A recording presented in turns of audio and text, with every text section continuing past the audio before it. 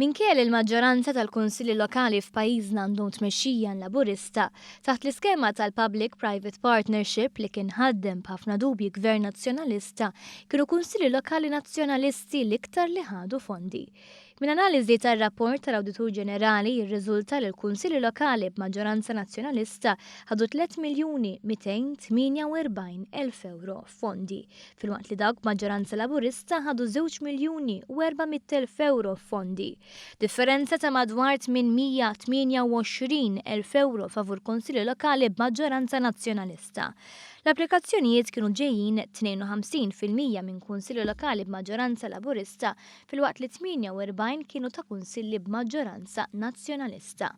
Is-sitwazzjoni nqalbet mal-mument tal-allokazzjoni u l-kunsilli nazzjonalisti ħadu 57% tal-fondi, filwaqt li dawk laburisti ħadu 43%.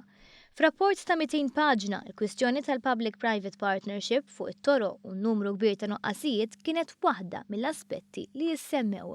Ikkuntattjat biex jirreaġixxi għal dan ir-rapport il-Ministru responsabbli mill-Kunsilli Lokali Owen Bonnici stqar li waqt li ċ-ċensura tal-Awditur Ġenerali hija serja, daqstant serju huwa nuqqas ta' kredibilità tax-Shadow Minister Nazzjonalista.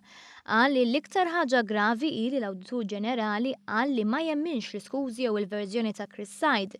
Iffaċċjat minn dawn il-fatti minflok ammetta u talab apoloġija, Chris Said ipprova jqarraq u jagħti x'jifhem li hu kien xi paladin tal-ekwità qal il-Ministru Owen Bonnici.